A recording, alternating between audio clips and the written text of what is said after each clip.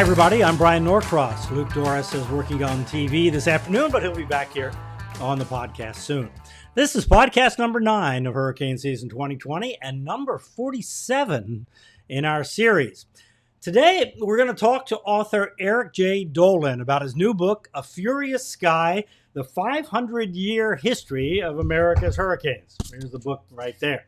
It's really a terrific book. It's not a meteorological review of hurricanes, although there's plenty of meteorology in it, but it's the stories of the people of the time, how they lived, survived, and sometimes died during the great hurricanes that have affected our country. Since every storm is different, the stories are as varied as the times and the people involved. From the hurricane that hit Christopher Columbus's fleet to the historic hurricanes that changed the course of wars, the Great Miami Hurricane, of course, and the epic hurricanes in the middle and the end of the 20th and the early 21st century. We'll talk to Eric Dolin here in just a moment. I'm recording this portion of the podcast on Thursday, August 20th, 2020. If you're listening at some point in the future, like maybe even later this afternoon, you've got to tune into Channel 10 in South Florida for Local 10 News or on local10.com, where you can always watch Local 10 News live or download the Max Tracker Hurricane app or the Local 10 Weather app for current information. Of course, here in South Florida today, this Thursday, August 20th, the nominal beginning of the peak of the hurricane season.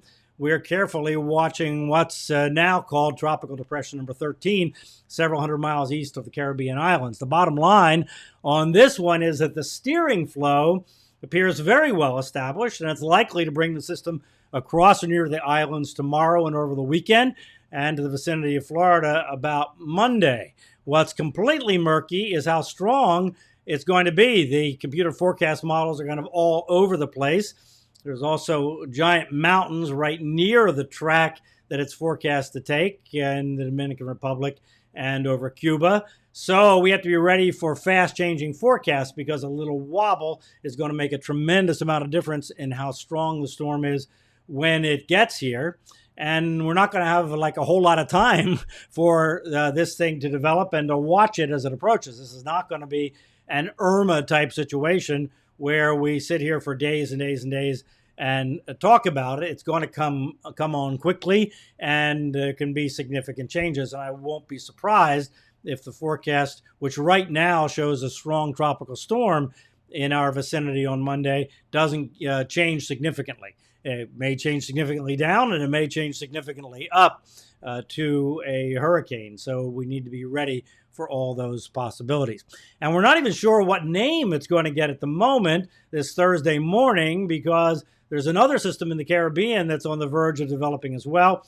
The first one of those two that becomes a tropical storm, gets winds of at least 40 miles an hour or so, is going to be Laura. The second one is going to be Marco. So either Laura or Marco is likely to be coming in this direction, although there are really credible computer models that never really developed the storm that's coming this way into a significant storm. So we're just going to have to see.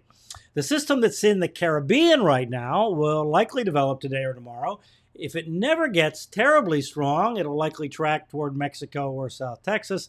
But if it intensifies fairly quickly before it enters the Gulf, it could get pulled to the north toward the northern Gulf Coast and be another system that will have to be watched for everybody from Florida on over to Texas. It's another one we're not going to be watching a long time. This is going to be a busy Friday and weekend in the tropics as these things develop. And there's a third system. It's a big tropical disturbance just moving off of Africa. Early indications are that it will move out to sea, but that assumes it's going to develop into at least a tropical depression or tropical storm so that it gets picked up and pulled to the north. We'll have to watch and be sure that that indeed happens. So it's getting busy as we expect this time in August. We just wish it wasn't all kind of aimed at generally our part of the world in terms of Tropical Depression 13 right now and the system in the Caribbean. So, okay, let's bring in Eric Jay Dolin from Marblehead, Massachusetts. Eric has written dozens of books about all kinds of things, all related to the ocean in some fashion. We'll talk to him about that. His new book is called A Furious Sky, The 500-Year History of America's Hurricanes. It's a deeply researched and fascinating compendium of stories about the biggest storms that came along in any time in history and of the Western world, and how the people of the time dealt with them. For example, it talks about how hurricanes have changed history when they impacted the French and British naval fleets involved in the American Revolution. So let me introduce Eric Jay Dolin. I recorded this talk with him yesterday evening on August 19th. Here's Eric. Hi, Eric. Welcome to the podcast. Nice to see you. Nice to see you. Thanks for having me. So your previous books cover all kinds of subjects, from whales to pirates, but they all involve the ocean in some fashion. Tell us about your background that led you in that direction. Well, when I was a little kid, I lived on Long Island Sound. I loved collecting seashells and reading Scientific American, and I just had a great fondness for Jacques Cousteau as well. So as far back as I could remember, when I first started thinking about career options when I was 9 or 10, I thought I wanted to grow up and be like Jacques Cousteau and be a marine biologist. And I kept on to that feeling for quite a while. When I was in high school, I actually, the merging of writing and biology came about in my senior year. I wrote a 150-page paper on the mollusks of Long Island Sound, and it included a taxonomic key. So, and actually a couple of chapters of that got published in a journal about malacology. That wasn't overkill or anything, was it? I mean, now that you look back on it, was that kind of overkill, or was that really like a big scholarly paper that you're proud of at this point? I don't think it was a scholarly paper, but for somebody who was 16 or 17, impressive. I thought it was pretty impressive. Yes. I'm sure it helped me get into college. I remember one of my recommendations for college was written by the head of the invertebrate section at the Museum of Natural History in New York. Mm-hmm. So that I'm sure helped get me into college. But anyway, I was always interested in biology and marine biology, and I actually went to Brown thinking I would major in marine biology, but then I started doing some of the classes, the lab classes and the harder science, and I realized I wasn't as interested in the hard science. So this is in the late 1970s, early 80s, when the environmental movement was still very big, and I had an affinity for environmental issues, so I started to gravitate towards the environmental studies program, and I ended up getting a major in environmental studies and one in biology as well. But that's when I left marine biology behind, but I always loved it. While I was in college, I actually spent a summer at the Harvard Museum of Comparative Zoology in the mollusk department doing taxonomy on Australian seashells. And then I spent the summer at Woods Hole Oceanographic Institute, great place. Working with a guy named John Teal, who was a salt marsh expert. I didn't like the science as much as I did like my cooking job at night. I was a cook at the Fishmonger Cafe. Wow. So that was sort of the transition point where I phased out of science. I realized I don't think I would be very good at hard science. I didn't like the lab work. I barely made it out of physics and chemistry. So that's when I shifted, but I still had this love of the ocean. I always loved watching documentaries on the ocean, and my master's and PhD are in environmental policy and public policy, and a lot of the papers that I did and the work I did related to the ocean. My PhD dissertation was actually on the cleanup of Boston Harbor, the role of the courts in the cleanup of Boston Harbor. So there is a continuous theme of my love of the ocean. And then here I live in Marblehead, Massachusetts, which is right on the edge of the ocean. Our house is not on the edge of the ocean. We're only about a quarter mile away. And one of the books you mentioned before, my whaling book, when we moved back from Washington, D.C., I was looking around for a book topic. I had written a number of other books on environmental wildlife themes, and I was looking around for a book topic, and I said, I live near the ocean. I love the ocean. Let's find something that allows me to write about the ocean. And I had a box in my house. It's actually behind me to the left, old shaker box. It's not old. It looks like an old shaker box. that a family friend gave to us. It's got a whaling scene painted on it. And I remember distinctly, soon after we moved in, I was looking at that box and I said, whaling, that's a mammoth topic. That sounds exciting. Mm-hmm. I read Moby Dick, and that's where that book idea came from. And you're right, all of my books have had a maritime component, more or less. And I still love the ocean. Of all the realms on Earth, I love the ocean. You love the skies, maybe a little more. Well, I grew up at the beach as well, as a matter of fact. Did you, talking about whales for a second, did you go to the Whaling Museum in Nantucket when you were writing that book? I'm sure you did, right? Yeah, absolutely. Yeah. I actually had a full-time job at the National Marine Fisheries Service while I was writing the book, and I was granted a 2-week Verney Fellowship by the Nantucket Historical Association, which also runs the museum. So I basically, in the dead of winter, I spent 2 weeks in Nantucket. Wow. In a house built on 1835, downtown Nantucket, an old whaling captain mansion. And I spent 2 weeks going to their library there and reading and writing and having a grand old time on Nantucket. In very quiet Nantucket, I would imagine, in the middle of the winter. Very quiet, a little eerie. Yeah, I went running at night, and it was very, very quiet. But I've had a long association with Nantucket Historical Association and the Whaling Museum. I'm actually a Nantucket Historical Association fellow, Verney Fellow. And if you ever go to the Nantucket Whaling Museum and you sit in their huge hall and they have an introductory video that introduces you, that's a documentary that is done by Rick Burns, Ken Burns' brother.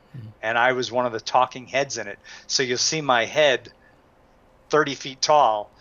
Really? Talking about whaling. Well, I can kind of picture this. I've been to the museum there a couple of times. It's really it's a fantastic facility. So the public policy transition, that no doubt, that kind of connects you to people and how the sea and so forth and the environment affects people, which no doubt leads you into this storytelling. But if you were going to write about hurricanes, 500 years worth seems like a big chunk to bite off. How did you get to picking 500 years worth of hurricanes? Well, I have to step back for a second. I've written 14 books, and after I finished a book on lighthouses, Brilliant Beacons, I was trying to think about what my next book was going to be. And I had always been fascinated by hurricanes. I didn't know a lot about them, but I'd been fascinated by them. And I started to think about the possibility of writing a book on a single hurricane. But unfortunately, the two hurricanes that came to mind were the Galveston hurricane of 1900 and the Great Hurricane of 1938, which plowed into Long Island and New England. The problem with those two hurricanes is not that there weren't great stories to tell, there were, but both of them have had a number of excellent books written about them entirely on those hurricanes, and I didn't want to just add one more book to the literature, so I put aside my hurricane idea. I wrote a book on pirates called Black Flags, Blue Waters, The Epic History of America's Pirates, and after I finished that, and it was in production, that was 2017, and as you no doubt remember, 2017 was the hurricane season from hell, with Harvey, Irma, and Maria. Exactly. And my editor and the head of sales at W.W. Norton and Live Right, which is the imprint at Norton that I publish under, they, like the rest of us, lived through that season. And it just got them interested in the possibility of maybe we should have a book written about all of America's hurricanes.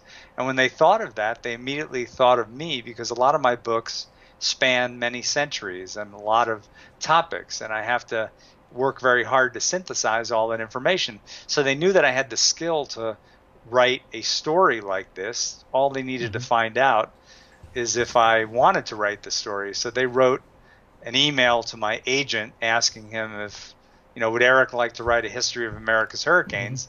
And my agent forwarded it to me. And so I was primed to say yes, but I didn't say yes right away. I actually did what I usually do when I'm thinking about a book topic. I went to the library, I got on the computer, and I read a bunch of books and articles about hurricanes. And after doing that, I had a pretty good idea of what the outline of the book would be.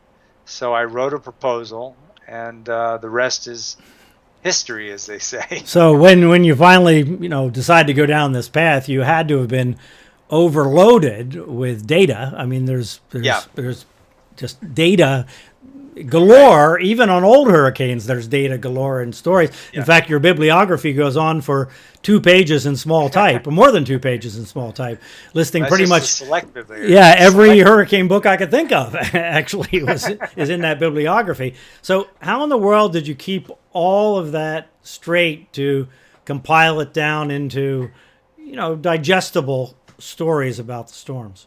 Right. Well, it's a very person-specific process. For me, I do the same thing for each book. I spend many months just reading all sorts of documents, not just books, articles, newspaper accounts, diary accounts, and I take copious notes on all of those topics. But I already at this time have a rough outline of the book. So let's say I thought the book was going to be 12 chapters long. For each chapter, I will have a different Microsoft Word file. Mm-hmm. And actually I'll probably have 10 files for each chapter, because there's so much data that I cut and paste from PDFs and other documents. Because to make the process go faster, if I had to handwrite these notes or type them out, it would take forever.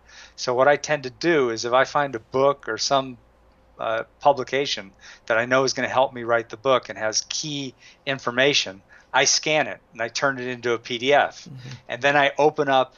Do you scan it with your phone, by the way? Is that how you? No. I scan it with scanners. I spend a lot of time at libraries, and most of them have scanning devices. Mm-hmm. I also have a scanner right here on my desk. I mean, these days, you can do that with your iPhone. I can do it with my phone. Yeah, I've never done that. I've never done that either, but I mean, I see people doing that, so I know it can be done.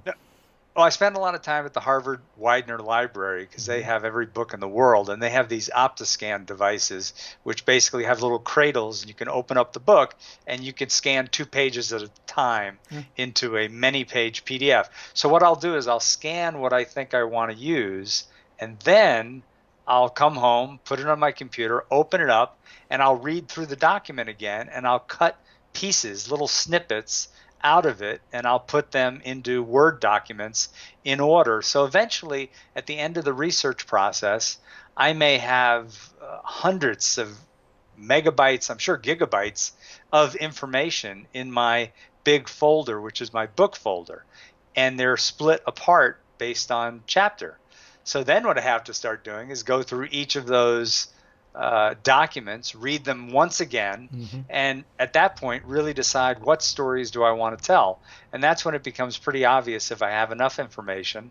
And if I don't, I go back into the literature and I do a search on the computer for digitized documents or old newspapers, and I put together the story. And when I get to the point that I think I've told the story well enough, I stop. But it's a very labor-intensive process. I spend an inordinate amount of time in front of my computer and reading documents. But eventually it sort of falls into place. But the most difficult thing for me, or maybe for anybody, is deciding when you have enough information. And all I can tell you is I get to a point with a specific hurricane or a meteorological concept or a struggle between meteorologists or whatever. I get to a point where I've read enough so that I feel like I understand what I'm writing about.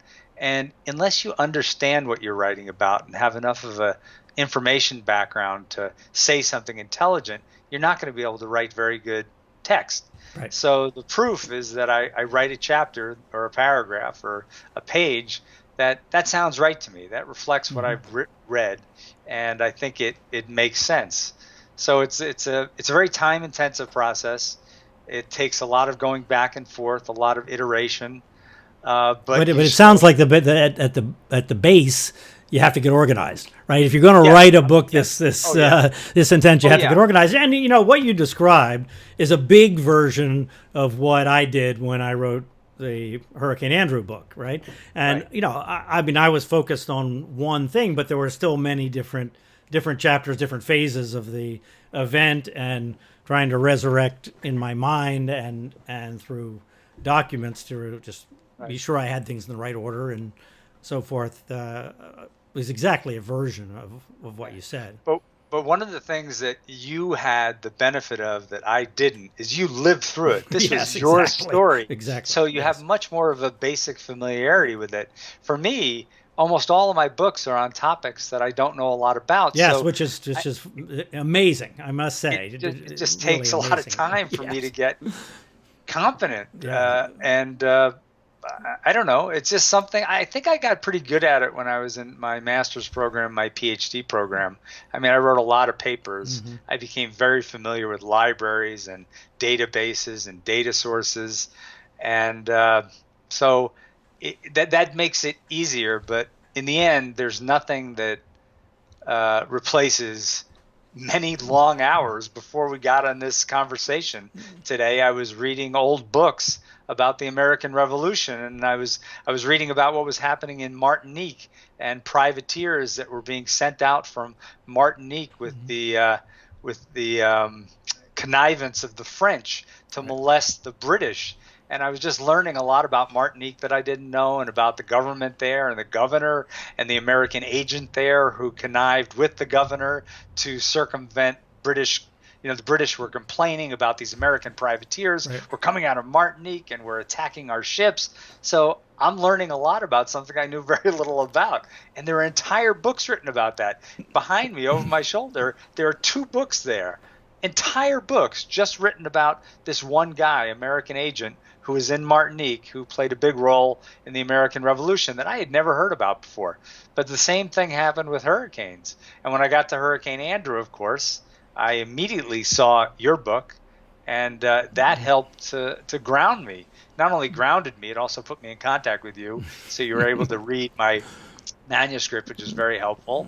And I was able to contact your friend, what's his name, George Butch, I think. Yes, to who get provided a great picture that I could the use of you and your colleagues in the bunker. So I mean, all these things sort of they sort of roll up and add up, and in the end, you hopefully have a good book. Yeah, George was a great photographer at the TV station at the time, and he came in with his professional camera at that moment and took pictures of Tony Segreto and Kelly Craig and me in that storage area. So in the end, you have to make choices when you write the book, right? So you had to choose your hurricanes. Now, I know there are a number of them, quite a few probably, that you kind of have to choose because they're kind of notorious.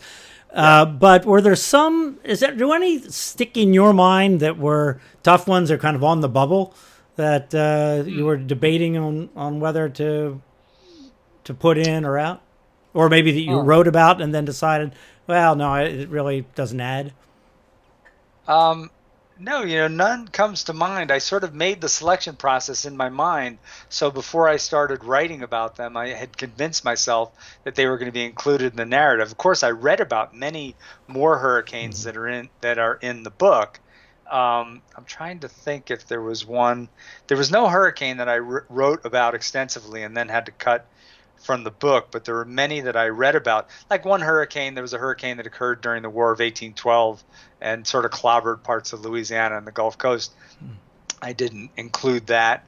That would have had a nice connection. Yeah, there's all kinds of 19th century hurricanes that people don't talk about very much. And you wrote about a number of them, actually. Oh, there is one. No, there is one hurricane that I wrote about 2 pages on, and I really liked it. And in the end, it only made an appearance in one paragraph.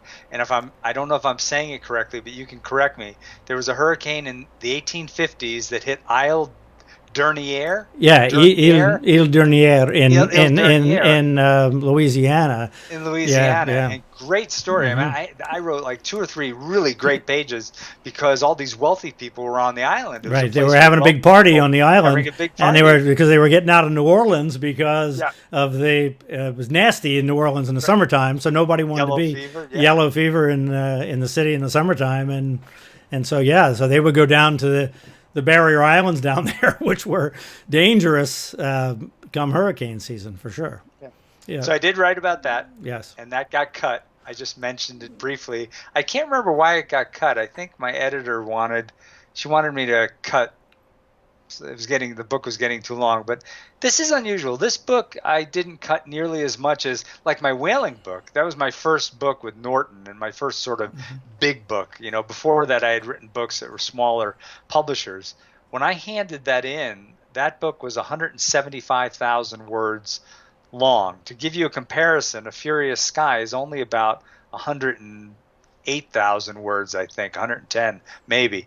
So my whaling book was 175,000 words. Now, I have to blame my old editor because he originally, my contract said to hand in a book that was about 130,000 words.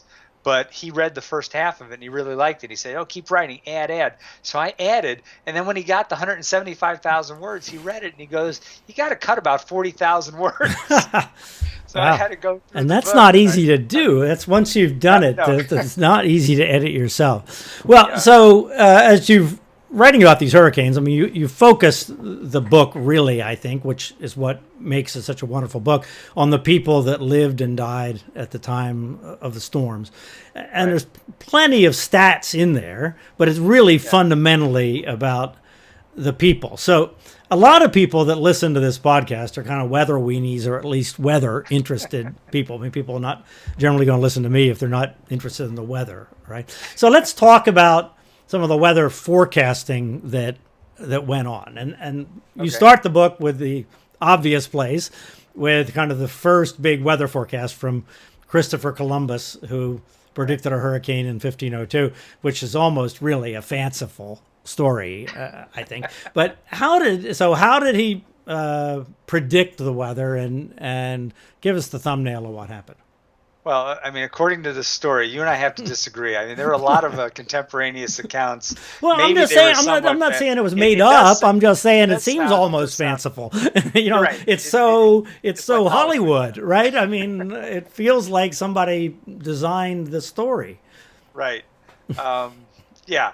Well, the story, the thumbnail of the story is that, of course, Christopher Columbus, who's a very controversial character now, wasn't maybe 50 years ago.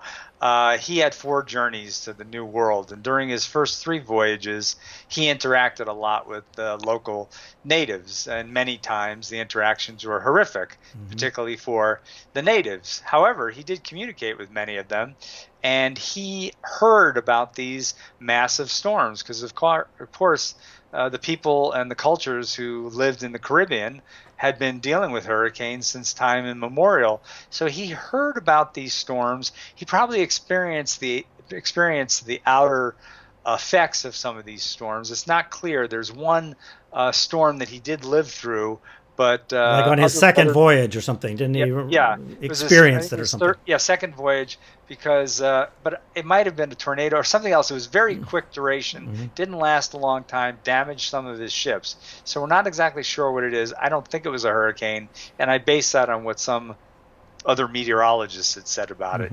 So, but that's neither here nor there. So he had heard these things from the natives that when a hurricane or bad weather is coming, you get these long, deep swells hitting the coast.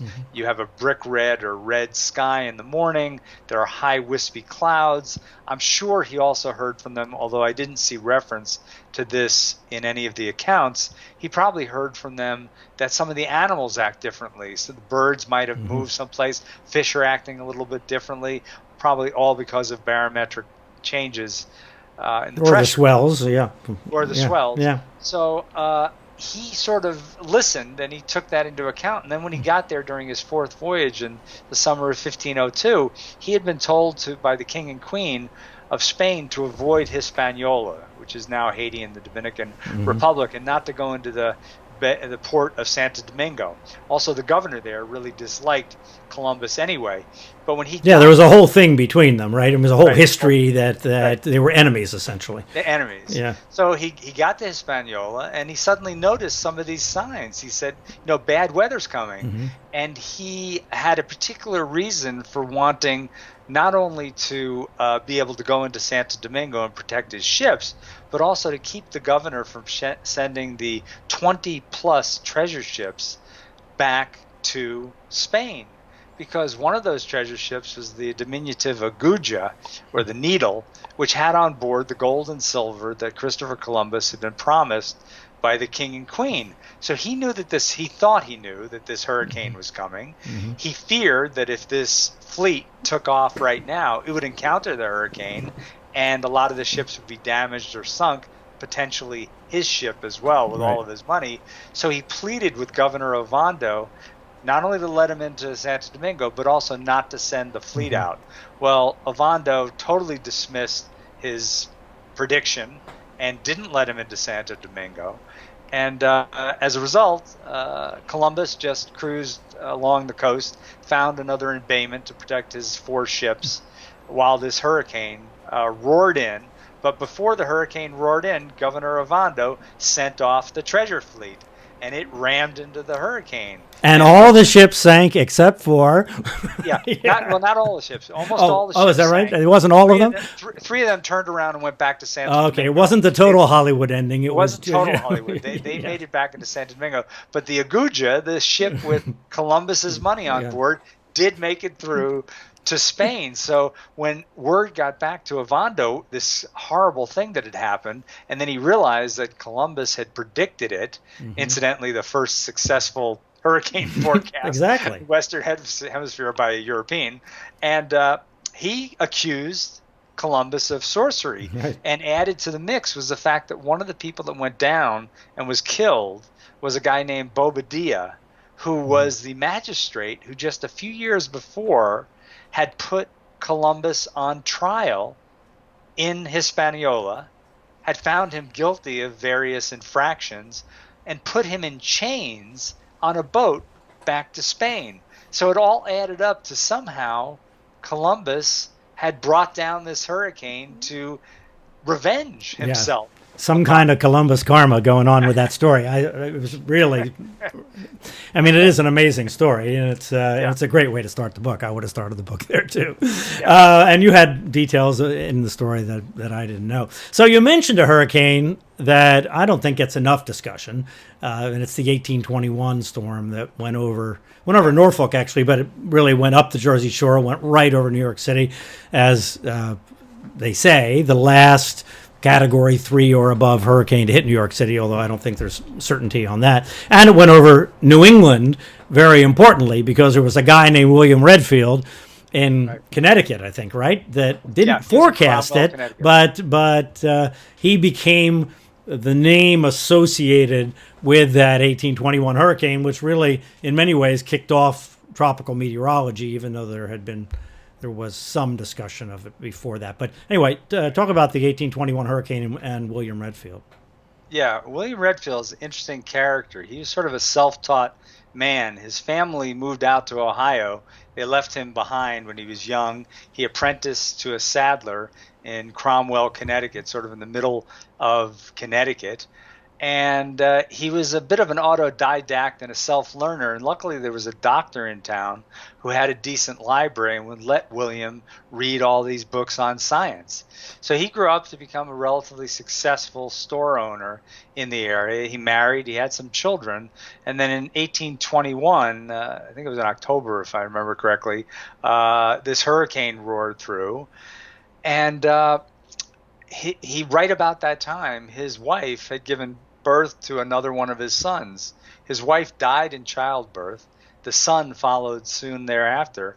So he had the very somber task of taking a wagon from Cromwell to Stockbridge, where his in-laws lived, to tell them about the death of their daughter and one of their grandchildren. So you have to keep in mind that Cromwell is sort of here. Stockbridge is 70 miles north and to the west. Mm-hmm. So he was a very observant man. So as he was taking his wagon from Cromwell to Stockbridge, he noticed something very strange. All the trees around Cromwell that had been knocked over had their crowns pointing to the northwest. So they were pointing sort of up that direction. Then when he got over to Stockbridge, he noticed that the crowns of the trees were pointing to the southeast. And this got him wondering, how could such powerful winds within 70 miles or 30 miles of each other be going in exactly opposite direction? So he started to look into accounts and talk to people along the way. And he came to the conclusion that this hurricane was a big whirlwind. It was going basically in a circle, and Cromwell was on one side and Stockbridge was maybe on the other side.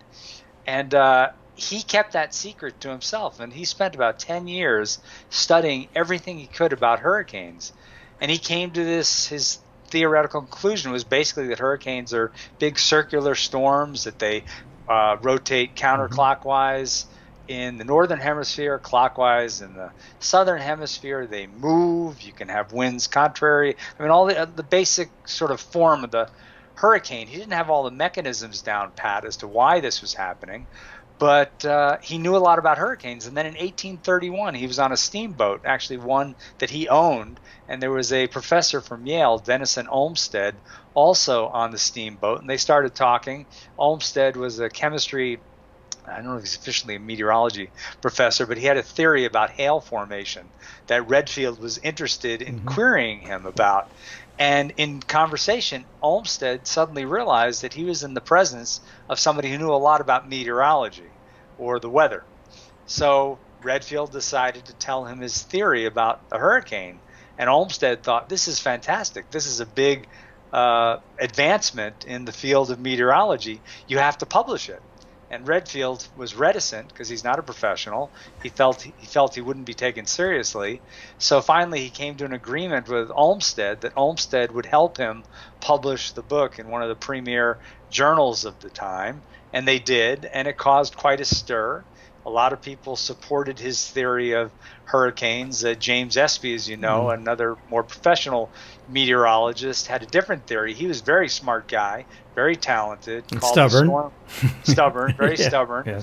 But he understood that hurricanes are basically, and again, you're more knowledgeable about this than I am, but they're basically heat engines, and it's the warm, moist air as it rises over the ocean, or even over land, I guess, but over the ocean, the moisture condenses, and when it condenses into rain or snow, it releases this latent heat that gives power to the storm, but it also creates a little bit of a low pressure area down low. And as everybody who went to school has heard, nature abhors a vacuum. Well, it wasn't quite a vacuum, but wind would rush in from the side. Espy, and I wonder why he stuck to this. It's really strange, but he believed that the wind went in at exactly right angles all the way to the center, like the spokes of a wheel. So he and Redfield were in opposition. Redfield had this concept of this swirling storm. Espy must have known that it was a swirling storm, but he thought it was maybe more like a tornado, but the winds were rushing in somehow. Well, both of them were partially right, as we know, and it took the contribution of William Ferrel, another self-taught genius during the mid-1800s, to take the Coriolis effect, which had been predicted, or had been proposed, theorized, yes, by Coriolis, and he applied it to meteorology. So basically, in the northern hemisphere, as all your listeners know, the winds do rush in towards the center, but they're deflected to the right because of the spinning of the Earth and its effect. And I couldn't go into the specifics, and this is where you had asked me a question before at another time about sort of deciding how do you know enough, or where do you want to draw the line. This book is designed for the average reader, not a hardcore, as you would call them, weather weenie. However, I think the book is very valuable for weather weenies, and I hope many of them read it because it gives a broader context to what they devote so much of their time to. But I realized that me, not being a meteorologist, and I couldn't tell you what angular momentum was if you paid me $1,000. I really understand it. And some of the physics, as I read some of these textbooks and more intense scientific descriptions of hurricane behavior and computer modeling and all this stuff, I realized it was just beyond me to have an intuitive grasp of it. I'm just not very good at that. So I try to explain it in a way that an average person would understand, but still be correct. Yeah, no, I got it, and I totally agree. And the more that sciencey weather people understand that at that level, I think it's beneficial. I think you do better science, right? If you understand things at where the rubber meets the road, so to speak, where it interfaces with the public, right? So and it's your whole career. Right. Well, yeah. So when I write almost every morning, I write a post during hurricane season. I've been reading it. Yes. So I write that for everybody, right? My goal is to never use a word that an average person wouldn't understand. So I don't use words like wind shear. I don't use words. There's a whole list of them that I don't. Convection. Convection is a very common word when you talk about tropical meteorology. I don't use that word. I don't even use tropical cyclone, because the word cyclone, in somebody's infinite wisdom, they decided to use the same word for 3 different meanings that are unrelated to each other. Like the average person would be able to sort that out on the fly. So anyway, but I'm all in 100% with your idea. So talking about another famous weather person, and the star or the villain, depending on your point of view, of the Galveston hurricane in 1900 was the meteorologist Isaac Klein. And he's quite famous these days and has been for some time because of the book by Eric Larson, Isaac Storm. Was he a star back at that time as well, or is his prominence in the Galveston story more of a modern creation? Do you have a sense of that? Yeah, he was a star within the world of meteorology. He was a rising star. After the fact, after that storm, he became a big star. He was in Louisiana, but I didn't. Right. I just don't know the answer of before. He was well known. Yeah. He was certainly well known as he was the head of the Weather Bureau, essentially in Galveston, in Texas, and he was well known there and well respected. I don't know what his standing was nationally at that time, but certainly people's knowledge of him now is largely as a result of Isaac Storm, although I have to point out that there were a number of other books that were written right after the hurricane that mention him prominently, and there's a great book that was written before Eric Larson's book, and Eric Larson used it as a source, as did I, and it was called Death from the Sea by a guy named Mason. Wonderful writer. And a lot of the stories that are in that book are in Eric Larson's books, and some of them are in my book. So everybody builds on the shoulders of other people. Very few things are made out of whole cloth. Especially big events like this, big notorious events like this, yes. But absolutely, it's the single thing that made Isaac Klein very famous in meteorological and just the public circles is definitely Isaac Storm, the Eric Larson. So was he a hero or a villain or somewhere in between, do you think? I don't think he's either, really. I think he was very knowledgeable, but he was limited, just like other meteorologists at the time. Although he was kind of definitive before the storm about the fact that they couldn't have a hurricane in Galveston, which was a crazy idea. I think he was too narrow-minded. I think he was too arrogant. I don't think he was a villain. He certainly never would want something like this to happen. Right. And if he could go back, he would have changed his mind. But I was rather surprised, because one thing that I did that Eric Larson didn't do, he just went back. He sort of relied on what Isaac Klein said in that newspaper article. He went back 20 years, and there had been no West Indian hurricane that had hit Texas, or they'd been minor, or India, but there had been. And go back 30 years, for God's sake. Yeah, I know. And that's what I did. It's crazy. I know. Years, yeah. And I used the National Weather Service records, and I suddenly discovered that there were a slew of storms. Well, especially the Indianola story, because Indianola was the competition for Galveston. It was another port, right, that got obliterated. So you would have thought that in Galveston, I never understood this aspect of the Isaac Klein story, because you would have thought that would have been at the top of people's minds, that their main competitive other city got obliterated, and by 2 hurricanes in 11 years. And you would have thought that would have clued them that maybe the hurricanes could have come 50 miles up the coast. Well, it did in a sense, because I have some quotes from newspapers right after the Indianola hurricanes that basically said, Galveston, you're next. You need to watch out. Oh, yeah, I do remember those. Those were excellent. I had never seen those before. That was great. The Galvestonians actually took that to heart, and they were going to build a wall, a hurricane barrier, but out of sight, out of mind. And then comes along Isaac Klein in 1891 and says, don't worry about it. It's never going to hit there. It's a freak of nature. And I think the message to me of the Galveston hurricane and the Isaac Klein story is not that he was a villain, but it's how easily you can become arrogant and overly confident if you limit your gaze and don't have a sufficient imagination or a sufficient grasp of history. Yes. Right. So it's really a shame, but it's almost a Hollywood story. I'm surprised they haven't made a movie out of it. I am too, because it really is. It's another one of those stories that you just can't hardly imagine exactly how all those things fit together, that it had to be some sort of, like you say, arrogance or at the time, actually, I mean, there was an issue in the Weather Bureau at the time with kind of an arrogance descending from Washington, right? Yes, that we know we really have these things figured out. We know that they all going to curve like this. So, it probably was related to that to some degree, but it would be a great movie.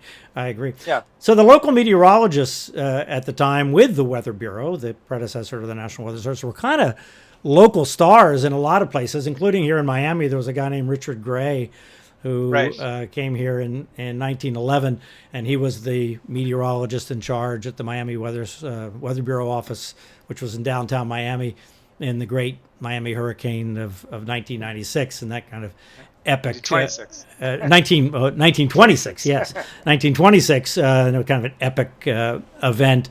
So there are many aspects to that. I mean, that's a big time hurricane. In fact, in some ways, the biggest ever. If it were to happen again, they estimate it would be the most expensive ever.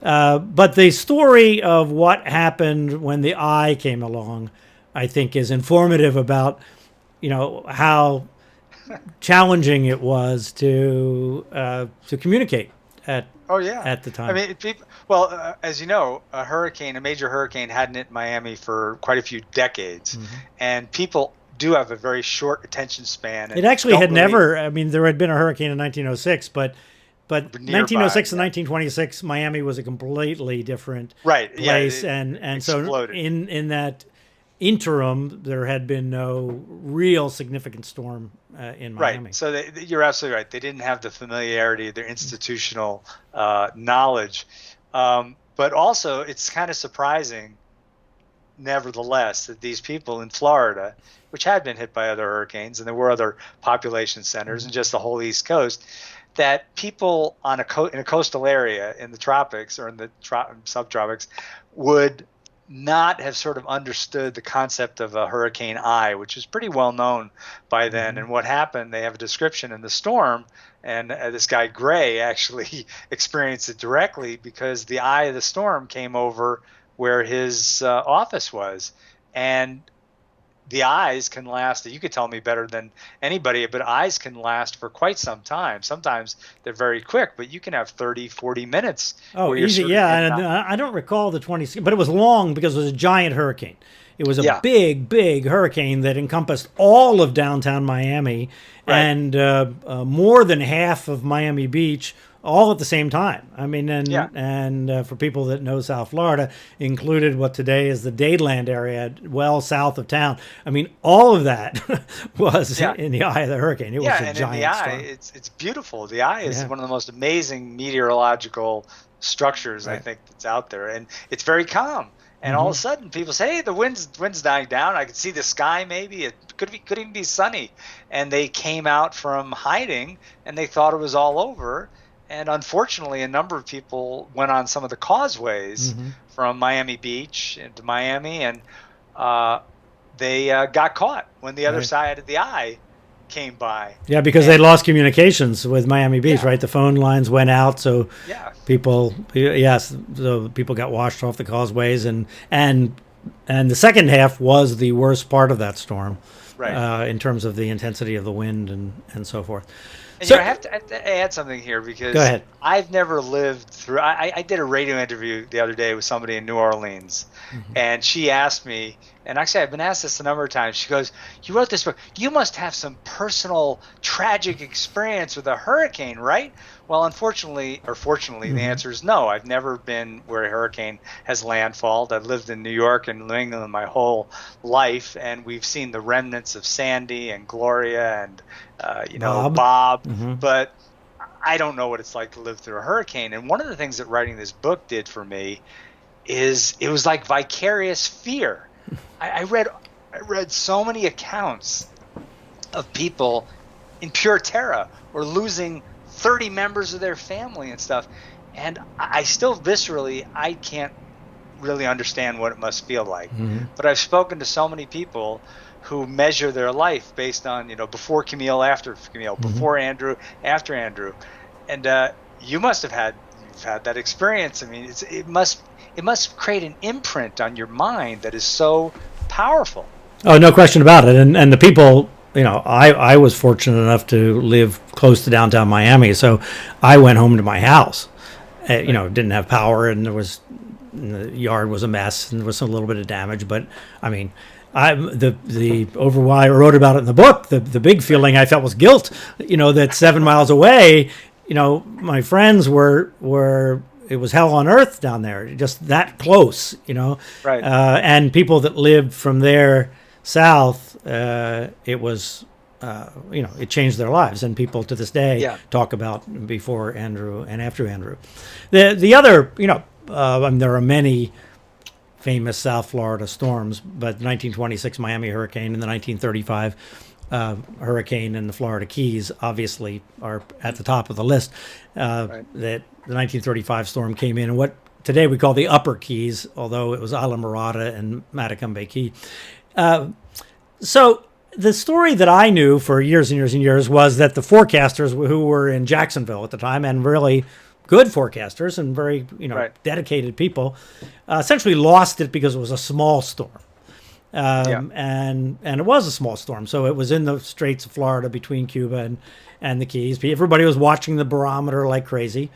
But the story relatively few years ago came out that I never knew for decades of looking at hurricanes about the American guy that the Cubans sent up in the plane to go find the storm, Povey, right? And he goes up and Povey, right? Yep. He goes up and he finds the storm, and he goes, wait a minute, the storm is not where they said it was. And then he goes back, and I don't know whether he radioed from the plane or what he did. But did that information, which, by the way, I just wonder, but I think maybe the first time anybody's ever gone on a plane to scout a hurricane, right? Yes. But he don't think he gets appropriate credit for that, by the way.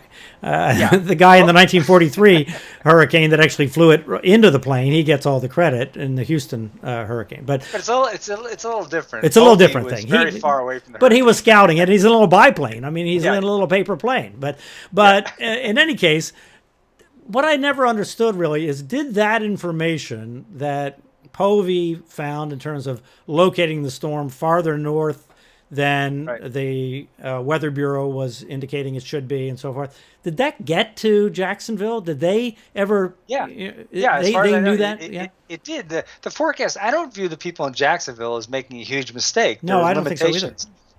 And they actually issued the hurricane warning and said it was going to hit roughly where it hit a number of hours before it did hit. The real problem, from my perspective, is a misunderstanding about what the relief train could and would do. If the relief train, which was, according to the people who were at the veterans camp, their understanding was that they had an agreement with the Florida Railway that during hurricane season, basically within a couple of hours, they could get a train down there. The problem is the people at the railway station, their understanding was, once you tell us you need it, we will need quite a bit of time. We need to round up the crew. We need to get the boiler going. So there was quite a few hour difference in those two people's conception of how quickly a train could get down there. Well, and then also it was Labor Day, and so there were all kinds of other. There were a lot of problems. The guy was on the golf course that had to be dealt with, and I mean, lots of things going on. But think about it.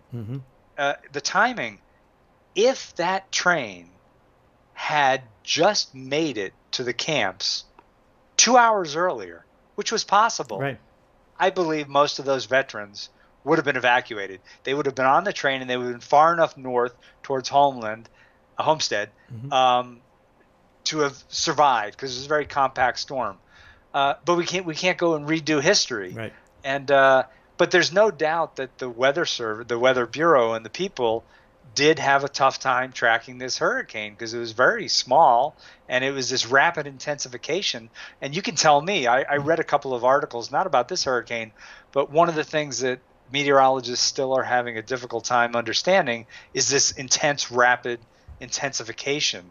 Is that still the case? Is it? Yeah. That's, well, the scariest hurricane scenario is the 1935 scenario, or the Andrew scenario, or Michael, or Camille. There's only 4 Category 5s in our record book, and all of them were tropical storms 3 days before.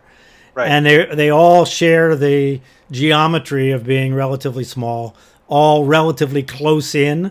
So, they're all in the waters around Florida or in the Gulf, because that's where the warmest, deepest water hurricane fuel is. So if you get a small storm in pristine atmospheric conditions over that water, it can spin up in a big hurry, and that's what happened in 35 for sure. Yeah.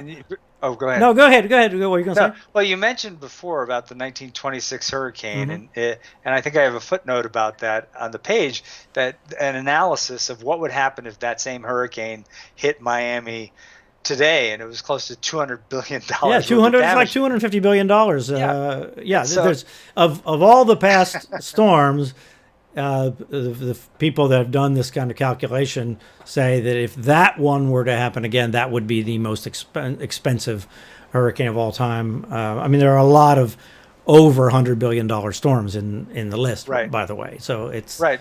But that's what, for me as a layperson, or just thinking about this history, that's what makes me the most nervous, because in a sense, hurricanes are like a meteorological lottery. I mean, there are odds. They could hit many places. You don't know where they're going to hit.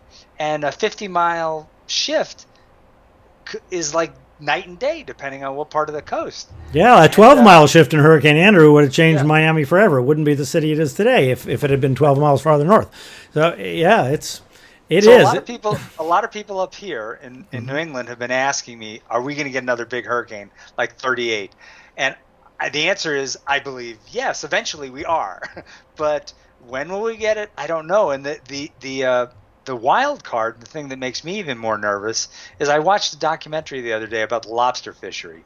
The lobster fishery has been moving northward from Long Island up towards the Canada Maritimes consistently, because the water temperatures off the East Coast, the Northeast, have been getting perceptibly warmer in recent years. Yeah, so this year it's unbelievable how warm they are. Actually, I go swimming down to the beach. It feels like it should be September or something at the end of the season. Yeah. So you tell me if I'm wrong, but one thing I said to a reporter the other day, I said, you know what? If our waters get permanently warmer, one of the things that puts a brake on a hurricane are cooler waters. Right. But if we have a slice of incredibly, it's like if the Gulf Stream moved over and just hit New England instead of meandering arms of it, and we had that warm water, you might have a racetrack to enable a hurricane to come up from the tropics and go all the way to New England, maybe even a Category 4 status. Well, Isaias was no doubt stronger than it would have been if the waters had been a normal temperature.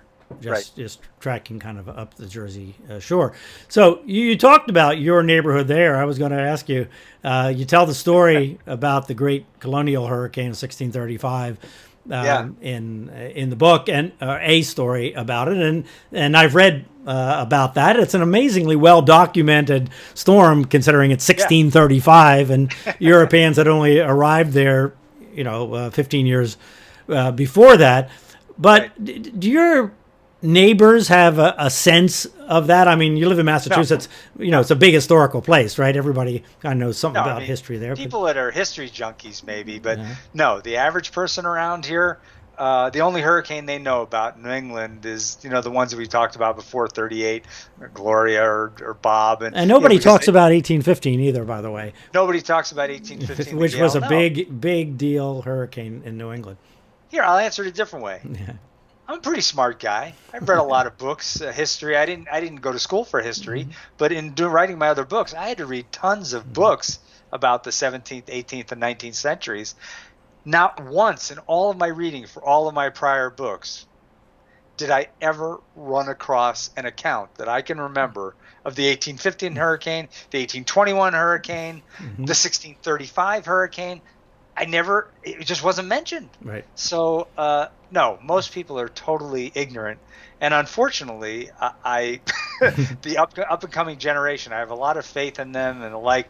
But based on my interactions with the public when I go out and give talks, I am amazed oftentimes how little people know about the history of their own area that goes back more than 10 or 20 years. Well, that is surprising to me in Massachusetts because, I've spent a lot of time in Massachusetts and New Hampshire, and, those are pretty historically oriented locations. Yes. The towns, right? Everybody can tell you that the town was founded in, 1673, and, they live in that kind of historical. You're right. I should give my fellow Northerners more credit. A lot of things, when it comes to Pilgrims and the Puritans, they know a lot. When it comes to meteorology, I would say they know very little. Yeah. Because even when I wrote my book on the fur trade, the first half of my book is all New England.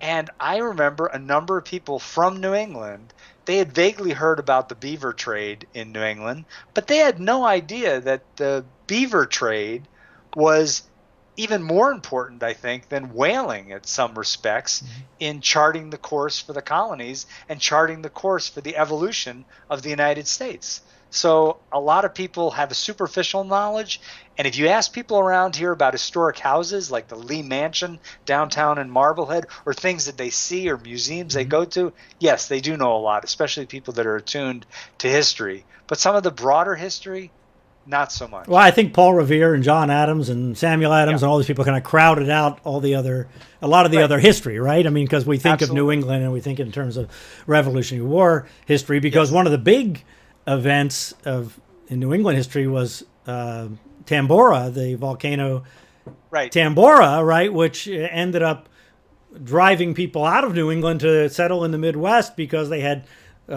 winter weather all year round in the year with no 1816. Yes. Yeah.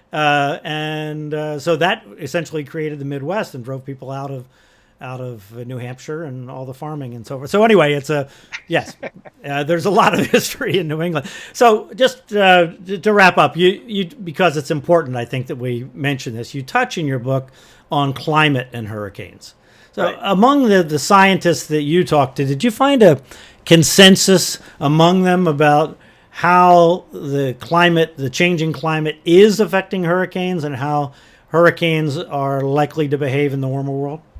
No, my reading of the literature and listening to scientists or talking with them is I still believe very strongly that the consensus position is that the cause and effect relationship between warming and hurricane behavior is a little too complicated to make hard and fast conclusions. However, because every single scientific paper uses scientific language, it's likely, probably, maybe, if this happens.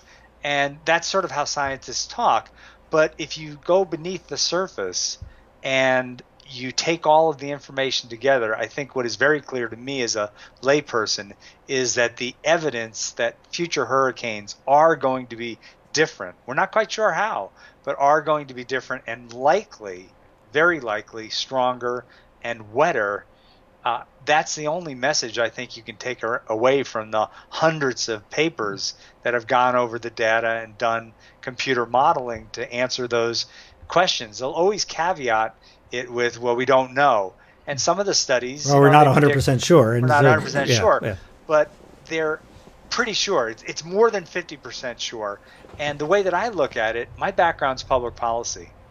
Every environmental policy that's been passed none of them have been based on 100% scientific certainty. Mm-hmm. They're based on a calculation that what we know enough to take action, because we're pretty darn sure that if we don't act to get PFCs out of the environment, the ozone hole is going to mm-hmm. get worse. Or if we don't get pollution out of these rivers, our rivers are going to catch on fire again. I mean, there are a lot of, we know that what's going to happen. We can't tell you exactly how it's going to change, but we know it's bad, and we know that it's something that we should take action on. The same thing with like acid rain debate, which I was very involved in when I was a graduate student.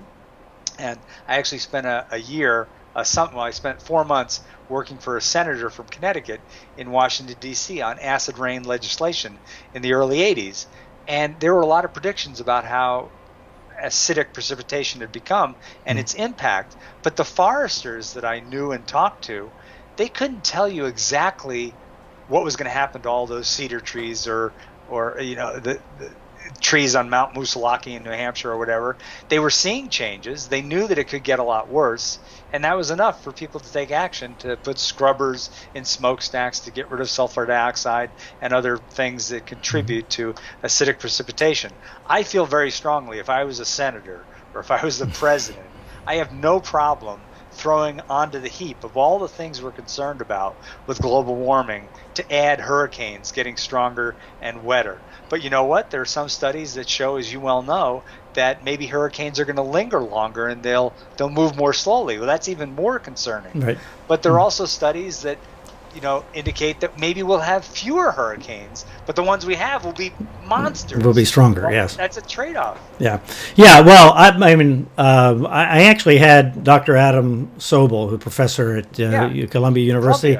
We had a great podcast just a couple of weeks ago, and we were talking about this, and he makes a similar point to you. It said, look, we don't know 100% of everything, but we know enough to know that hurricanes are going to get worse. And what I say is that, but my sense is that the meteorological worseness is in the noise relative to the coastal development issue in making them worse, right? So yes, we should all be concerned about the warming planet and the effects on the weather and the effect on hurricanes, but we really need to concentrate more on what we're doing and what we have immediate control over in terms of, and I don't say more isn't the right word, we can't take our eye off the fact that how we build along the coast makes so much difference in the outcome of a hurricane.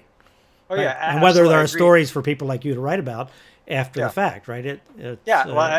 It's got to do with what's two things about that. I agree 100%. Right now with coastal development and people still flocking to the coast, even if hurricanes didn't change at all, we've got two freight trains coming at each other. Right. Eventually there's going to be a connection between a massive hurricane and a massively populated area that's going to create something that may even make Katrina look like a day in the park. Well, not a day in the park, but there are going to be other hurricanes that future writers are going to write about in the same way that we write about Katrina and Andrew and the hurricane of 1926 and others. That's inevitable. It only gets worse when we imagine that you have the collision between increased development, more population, poor planning, perhaps, and stronger hurricanes. Then it just ratchets up your level of concern, which is already at a high level. But you mentioned hurricanes, that are going to come again. I've already been asked by my publisher, the paperback of this book is going to come out a year from now.